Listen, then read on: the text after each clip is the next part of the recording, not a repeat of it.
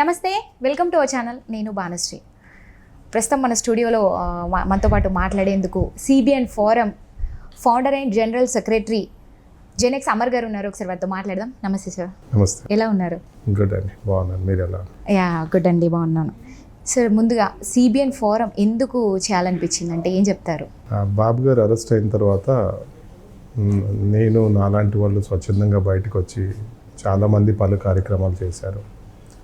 మనం బయటకు వచ్చిన విధానం అందరినీ ఇన్స్పైర్ చేసింది, అది మీకు తెలిసే ఉంటుంది. I don't do sales and services to YSR party leaders and supporters అని పెట్టినాక, అవును, నేను నెక్స్ట్ కూడా అదే అడుగుదాం అనుకున్నాను. అప్పుడు అందరూ బయటకు వచ్చారు. ఆ బ్యానర్ చూసి అందరూ బయటకు వచ్చారు, స్వచ్ఛందంగా అందరూ బయటకు వచ్చారు. దాని తర్వాత హైదరాబాద్లో పలు కార్యక్రమాలు చేశాము. కాలనీస్లలో కానీ, ర్యాలీస్ కానీ, ఓవరా ర్యాలీ కానీ, ట్రైన్ ర్యాలీ కానీ, పలు ర్యాలీస్ చేశాము. దాని తర్వాత గ్రాటిట్యూడ్ ఈవెంట్ గచ్చిబౌలిలో స్టేడియంలో గ్రాటిట్యూడ్ ఈవెంట్ చేశాము. ఆ తర్వాత ఈవెంట్ అయిపోయిన తర్వాత 2 days తర్వాత బాబు గారు రిలీజ్ అయ్యారు. రిలీజ్ అయిన తర్వాత అందరూ రిలాక్స్ అయిపోయారు. బట్ మేము ఒక లైక్ మైండెడ్ పీపుల్ ఏమనుకున్నామంటే, బాబు గారు రిలీజ్ అయితే కాదు కదా పరిష్కారము, ఏపీకి సీఎం అయితేనే కదా పరిష్కారం అనే మార్గం అని ఒక ఆలోచన వచ్చింది. అప్పుడు సీఎం కావాలంటే, బాబు గారు సీఎం కావాలని అంటే మనకు ఒక పేరు, ఒక రూపం ఉండి మనం ఒక టీం లాగా ఒక ఆర్గనైజేషన్ ఏదైతే సోషల్ ఆర్గనైజేషన్లో ఫామ్ చేయాలనే ఉద్దేశంతో అప్పుడు లైక్ మైండెడ్ పీపుల్తోని సిబిఎన్ ఫోరం ఒక సొసైటీ సోషల్. మీరు సిబిఎన్ గారు అరెస్ట్ అయిన తర్వాతే కదా మీరు ఇది వైసీపీ వాళ్ళు ఎవరికి కూడా మేము కార్స్కి సంబంధించి ఎలాంటి డిజైన్స్ అయితే చేయము, అదేవిధంగా ఎటువంటి వర్క్స్ కూడా వాళ్ళకు అందించము, చేయమని చెప్పేసి అయితే మీరు బోర్డు కూడా పెట్టేశారు. అసలు ఏంటంటారు అంత ధైర్యం? ఏం చెప్తారు? అంటే ఇప్పుడు బాబు గారిని ఇబ్బంది పెట్టింది వైసీపీ వాళ్ళే కదా, పార్టీ లీడర్స్ అండ్ సపోర్టర్సే కదా. బాబు గారిని ఇబ్బంది పెట్టిందే వాళ్ళు కాబట్టి, బాబు గారి అసలు ఏం తప్పు చేయలేదు, తప్పు చేయకుండా ఇబ్బంది పెడుతున్నారు కాబట్టి, కావాలనే ఒక వ్యక్తిని ఒక వ్యవస్థ ఇబ్బంది పెడుతున్నది కాబట్టి ఆ వ్యవస్థకు నేను సర్వీస్ సేల్స్ చేయనని చెప్పాను. ఎందుకంటే బాబు గారు నా మీద ఉన్న గ్రాటిట్యూడ్ నేను ఆ విధంగా వ్యక్తం చేశాను. నేను ఒక వ్యక్తిని, నేను ఒక వ్యవస్థను కాదు పోరాడటానికి. నేను లీగల్గా పోరాడలేను, నేను ఒక వ్యక్తిని కాబట్టి నా ప్రకారంగా నేనేం చేయగలుగుతానని నా వంతుగా అదే జెనెక్స్ నా వంతుగా నేను అలా చేశాను. బాబు గారి మీద ప్రేమ, ఇష్టము, బాబు గారి వల్ల నేను ఇలా ఉన్నానంటే దానికి నా గ్రాటిట్యూడ్ బాబు గారికి నేను అలా చూపించాను. మీరు ఏదైతే అనౌన్స్మెంట్ చేశారో ఆ తర్వాత నుంచి సామాన్యుల నుంచి కూడా ప్రతి ఒక్కరికి 2 రాష్ట్రాల వారికి కూడా తెలిసిపోయారు. ఎట్లా అనిపిస్తుంది మీకు? ఏం చెప్తారు? నేను ఇలా అవుతుందని వీ డోంట్ నో అండి. ఎందుకంటే ఆ ఆలోచనే కొత్త, వరల్డ్లోనే కొత్త. అంటే నాకు అదృష్టమో whatever I don't know, but మంచి అయ్యేది ఉంది కాబట్టి అప్పుడు ఆలోచన వచ్చింది. ఆ ఆలోచనకి ధైర్యం చేసుకొని ముందుకెళ్ళాను.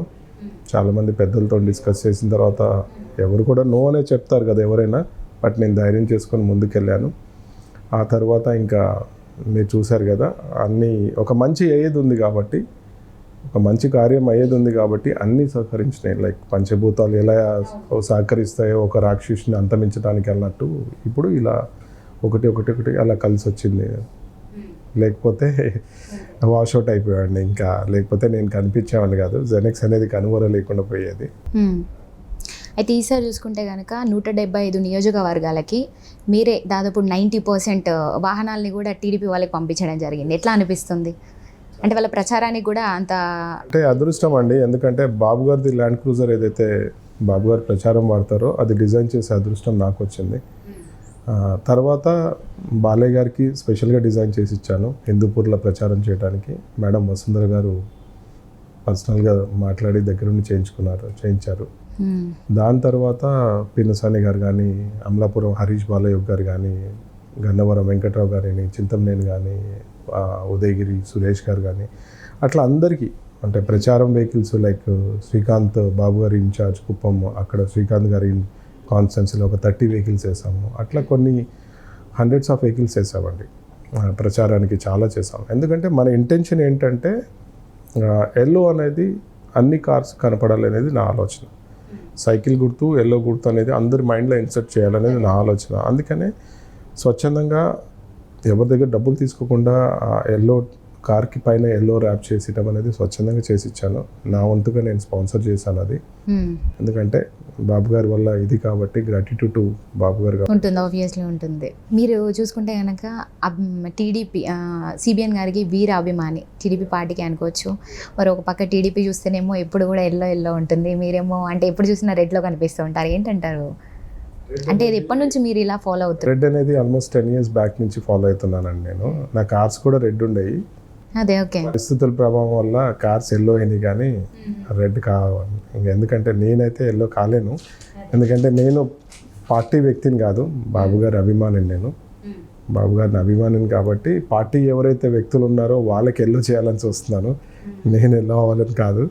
బట్ మొన్న పార్టీకి ప్రచారం చేశాం కాబట్టి పార్టీ. మీరు అంటే రెడ్ నుంచి ఎల్లోగా మారేటువంటి అవకాశం ఏమైనా ఉందా ఫర్దర్గా? లేదండి, లేదంటారు. Till my end of the life I will be only red అండి. అదే ఎప్పటికీ అదే ఉంటుంది, దాంట్లో ఏం చేంజ్ ఉండదు. ఎందుకంటే నాకు అలా నచ్చింది, కలిసి వచ్చింది. అది ఏదైనా కానీ ఇవాళ ఐడెంటిటీ, నా బ్రాండ్ అన్నీ అలా మ్యాచ్ అయిపోయినాయండి. మీరు ప్రచారానికి ముందుగా చెప్పినట్టు ప్రచారానికి మీ వెహికల్తోనే స్టార్ట్ అయింది ముందుగా. సో మొత్తానికి హోరాహోరీగా ప్రచారం అయితే ముగిసింది. అంటే మీరు కూడా దాదాపు మీ టీం అంతా కూడా 2 నెలల పాటు బాగా కష్టపడ్డారు. మీ టీం అంతా కూడా ఉంది ఆల్మోస్ట్ అండి. అప్పటి నుంచి సెప్టెంబర్ నుంచి స్టార్ట్ చేసాము. ఆన్ ఫీల్డ్ 2 months వర్క్ చేసాము ఏపీలో. కాకపోతే ఏపీ బయట లైక్ యూఎస్లో కానీ 3 ఈవెంట్స్ చేసాము. ఏపీలో కానీ బెంగళూరు, చెన్నైలో కానీ 40 ఈవెంట్స్ దాకా చేసాము. అందరినీ ఇన్స్పైర్ చేయడానికి. ఇప్పుడు ఇవాళ ఎంతమంది వెళ్ళి స్వచ్ఛందంగా ఓటేసారంటే దట్స్ ఓన్లీ మేము చేసిన విధానము. మాలాగా చాలామంది చేశారు కాబట్టి అలా స్వచ్ఛందంగా అంతమంది ట్రావెల్ చేయగలిగినారు. అంటే మొత్తానికి కష్టపడ్డారు. ఎలక్షన్ అయితే ముగిసింది. ఈసారి పోలింగ్ శాతం చూసుకుంటే కూడా దాదాపు 81.1% నమోదైంది. అంటే గతంతో పోల్చుకుంటే 3.1% ఎక్కువగా నమోదైంది అని చెప్పుకోవచ్చు మనం. సో మొత్తానికి దీనిలో ఒక ప్రశ్న కూడా తలెత్తుతున్నటువంటి పరిస్థితి. ఎందుకంటే ఇది ఎవరికి వ్యతిరేకం, లేకపోతే ఎవరికి పాజిటివ్, ఎవరికి నెగిటివ్ జరుగుతుంది అనే ఒక ప్రశ్న అయితే చర్చనీయాంశంగా మారిందని చెప్పొచ్చు.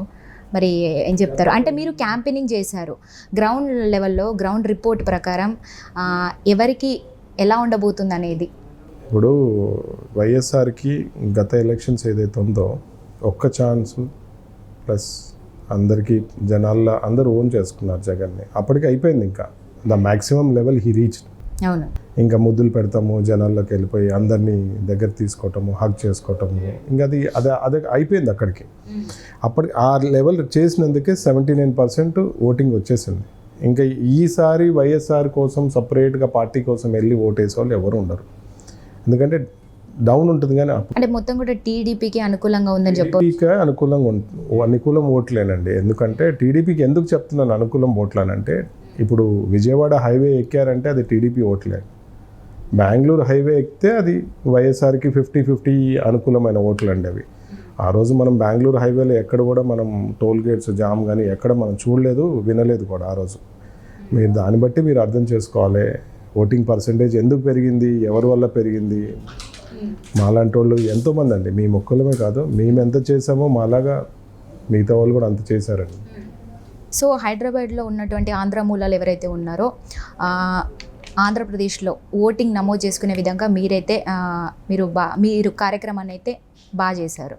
మరి ఇది ఎంతవరకు సక్సెస్ఫుల్ అయింది అంటే ఏం చెప్తారు? సపరేట్గా ఒక ఈవెంట్ చేసామండి. My first vote for CBN అనే ఈవెంట్ చేసాము హైదరాబాద్లో, కుకట్పల్లి ఎన్కేఎన్ఆర్ గార్డెన్స్లో. దానికి ఏంటంటే ముఖ్య ఉద్దేశం అంటే మీ మొదటి ఓటు బాబు గారికి ఎందుకు వేయాలి అనే దాని మీద చేశాము. ఆ రోజు టీడీ జనార్దన్ గారు, ఎమ్మెల్సీ శ్రీకాంత్ గారు, ఆ రోజు చాలామంది ప్రముఖులు వచ్చారు, పువాక్ జయమ గారు, గ్రీష్మ గారు, అట్లా చాలామంది ప్రముఖులు వచ్చారు. ఆ రోజు యూత్కి మెసేజ్ ఇచ్చామన్నమాట, మీరు ఎందుకు ఓటు వేయాలి, మీరు లేని వాళ్ళు ఎలా రిజిస్ట్రేషన్ చేసుకోవాలి అనేది పవర్ పాయింట్ ప్రజెంటేషన్ ఇచ్చేసి, ఓటు రిజిస్ట్రేషన్ ఎలా చేసుకోవాలి, సక్సెస్ రేట్ ఎలా వస్తుంది, ప్లస్ దాని మీద మేము క్యాంప్స్ రన్ చేసాము. ప్రతి కార్నర్స్లలో, వీధిలో, మధుర నగర్లో, కుక్కట్పల్లిలో అట్లా బ్యానర్స్ కట్టి అవేర్నెస్ క్యాంప్స్ చేసామన్నమాట. దానివల్ల ఎవరైతే ల్యాప్టాప్, ఫోన్ ఆపరేట్ చేయగలుగుతారో వాళ్ళు చేసుకొని వాళ్ళకి తెలిసిన వాళ్ళకి ఇంకో 10 మంది చేసేలాగా చేసామన్నమాట. అది మమ్మల్ని చూసి మేము చేసిన విధానం చూసి అలా 10 మంది ఇన్స్పైర్ అయ్యి చేశారు. ఎందుకంటే మా పవర్ పాయింట్ ప్రజెంటేషన్ మేము గ్రూప్స్లలో మెసేజ్ పంపించేసాం, ఇది ఫార్మాట్ ఇలా చేసుకోవచ్చని. దానివల్ల మేము 1 లక్ష మందికి చేసామనుకోండి ఎగ్జాంపుల్, మమ్మల్ని చూసి ఇన్స్పైర్ అయ్యి ఇంకొక 5 లక్షల మంది చేశారు. అట్లా మేమేం చేసామంటే వే చూపించాం, అంటే ఎలా చేయొచ్చు అనే దాని మీద వే చూపించాం. అందుకనే అప్పుడు విజయసాయి రెడ్డి కూడా ట్వీట్ చేశాడు, ఒక వర్గం వాళ్ళని ఓట్లు మార్చడానికి ట్రై చేస్తున్నారని చెప్పేసి మా ఇన్విటేషన్ ఏదైతే మై ఫస్ట్ ఓట్ ఫర్ సిబిఐని ఇన్విటేషన్ పెట్టి ట్యాగ్ చేశారు. అప్పుడు చాలా రోజులు మీరు చూడండి, గమనించండి, కలెక్టర్స్ అంతా ఆపేశారు. అప్పుడు ఓటు రిజిస్ట్రేషన్ అనేది ఆపేశారు. అది ఓన్లీ మేము చేసిన ఏదైతే ఆ హ్యూజ్ ఏదైతే ఫ్లో ఉందో ఆ ఫ్లోని తట్టుకోలేక వాళ్ళకి అర్థమైపోయింది ఇక్కడ నుంచి రిజిస్ట్రేషన్స్ అవుతాయంటే మొత్తం టీడీపీకి అనుకూలమని. అందుకనే కొన్ని రోజులు అందరి కలెక్టర్స్ని కట్టుదిచ్చేసి అన్ని వచ్చిన వాటిని రిజెక్ట్ చేయటము, ఆ రిజెక్ట్ చేసిన దాన్ని మనం ఎలా ఛాలెంజ్ చేయొచ్చు అనేది మేము చెప్పటము, అవన్నీ మేము అవేర్నెస్ క్యాంప్ చేయటం వల్ల మ్యాక్సిమం 90% సక్సెస్ రేట్ వచ్చింది. అది అంతెందుకంటే నేను కూడా మంగళగిరిలో రిజిస్టర్ చేసుకున్నాను ఓటు. వాళ్ళు ఇవ్వనంటే నేను ఫైట్ చేశాను, నాకు అలా వచ్చింది. నేను కూడా లోకేష్ గారికి ఓటేసాను మంగళగిరిలో అనమాట. ఓకే, అయితే మీ కొన్ని ప్రాంతాలు అయితే అక్కడ చూసుకుంటే కనుక హింసకి మాత్రమే ప్రేరేపించేలాగా ఉంటాయి కదా, మరి అలాంటి మాస్ అట్మాస్ఫియర్ని మీరు ఏమైనా కదిలించడం జరిగిందా? ఎలా ఉండింది? ఉన్నదండి, మాస్ ఉన్నది, అన్నీ ఉన్నాయి. బట్ ఏంటంటే మారారండి, జనాలు మారారు. కాకపోతే లాస్ట్ వరకు ఎవరు కూడా మారామని చెప్పలేదు. బట్ ఎలక్షన్ రోజు వరకు అందరూ ఆ రోజు నుంచి ఎలక్షన్ ఓటింగ్ విధానం నుంచి మారారు. ఎందుకంటే గవర్నమెంట్ చేంజ్ అవుతుందని వాళ్ళు బాగా నమ్మారు కాబట్టి అందరూ కాన్ఫిడెంట్గా ఆ రోజు మారారు. కొన్ని చోట్ల హింసలైన మీరు చూశారు కదా. ఇప్పుడు 36 SC ST నియోజకవర్గాల నుంచి మీరు ఎన్ని గెలుస్తారనుకుంటున్నారు? అంటే ఏ నియోజకవర్గాలు టఫ్ అనిపించాయి? లాస్ట్ టైం మనం 36 నుంచి ఒకటే గెలిచాము, టీడీపీ ఒకటే గెలిచారు. కానీ ఈసారి జగన్ టార్గెట్ కూడా 36 నుంచి 36 గెలవాలనేది ఒక టార్గెట్. దాన్ని బ్రేక్ చేస్తే తను సీఎం కాలేడు అనేది మా ముఖ్య ఉద్దేశము. దాంట్లో మేము వర్క్ చేసామండి, అన్ని విధాలుగా వర్క్ చేసాము. దాంట్లోంచి మా ప్రకారంగా 20 నుంచి 25 మధ్యలో, 22-25 మధ్యలో గెలవగలుగుతామండి మనము కాన్ఫిడెంట్గా. అట్లా కొన్ని చిన్న టైం లేకనో, లేకపోతే ఫైనాన్స్ కొంచెం కొన్ని పరిస్థితులు లేట్గా సీట్ అనౌన్స్ చేయటము, ఇట్లాంటి వల్ల ఇంకొక 2-3 వెళ్ళిపోయినాయి మనకి.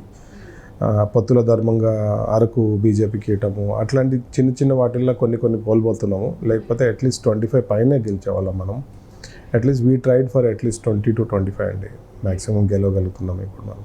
సరే, ఇప్పుడు లోకేష్ గారి విషయానికి వస్తే మంగళగిరిలో ఎలా ఉంది, ఏం చెప్తారు?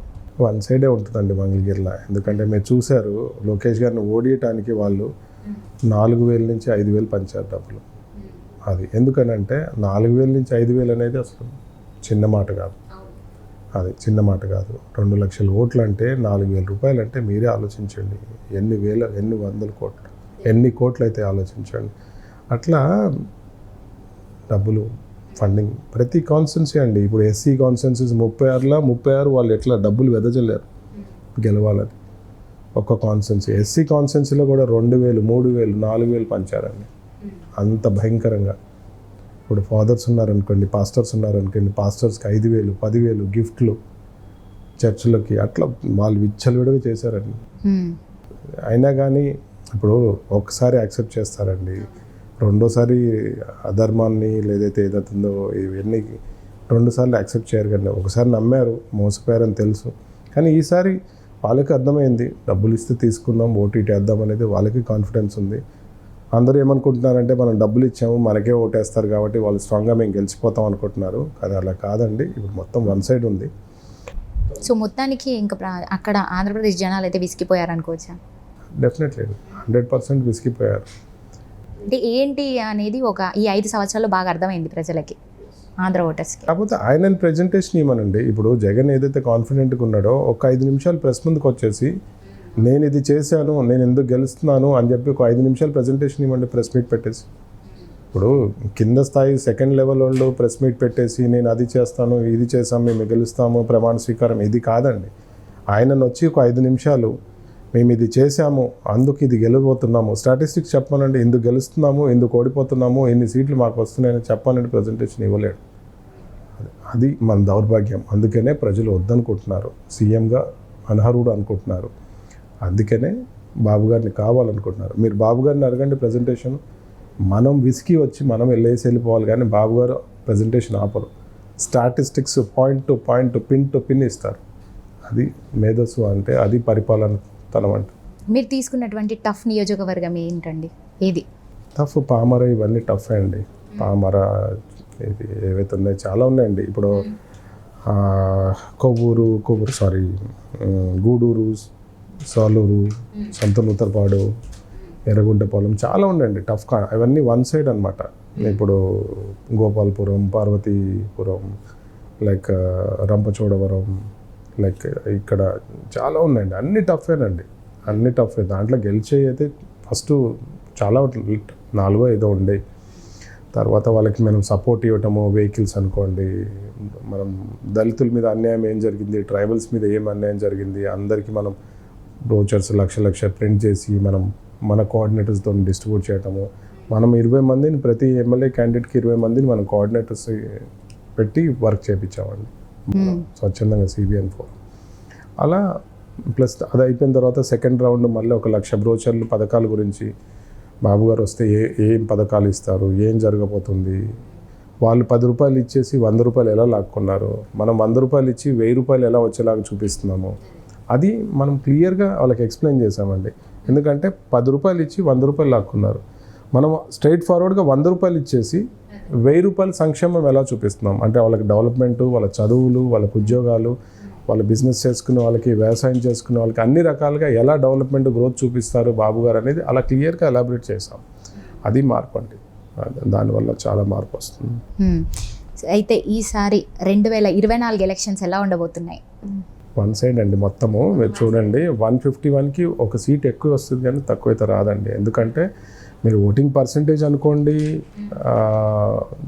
జనాల్లో ఉన్న మార్పు అనుకోండి, ఏదైనా ప్లస్ అందరూ కలిసి చేశారు ఈసారి ఎలక్షన్స్. జగన్ ఒక సైడు, అందరూ ఒక సైడు కలిసి చేశారు ఎలక్షన్స్. ఇట్లా జగన్కి ఎలా చెప్తున్నారో, వైఎస్ఆర్ కాకుండా జగన్ ఎలా అంటున్నారో, ఇక్కడ ఏ పార్టీ ఏ లీడర్ కాదండి, ఇక్కడ ఓన్లీ బాబు గారు బొమ్మ పెట్టారు ఈసారి. అది కాబట్టి అరెస్ట్ కాకపోతే మనకి టఫ్ ఉండేదండి. అరెస్ట్ చేయటం వల్ల మనకి ప్లస్ అయింది కానీ మైనస్ కాలేదు. ఎందుకంటే మనకి ప్రూవ్ చేయలేకపోయారు కదా. అరెస్ట్ అయి ప్రూవ్ చేసుంటే చాలా ఎఫెక్ట్ పడేది.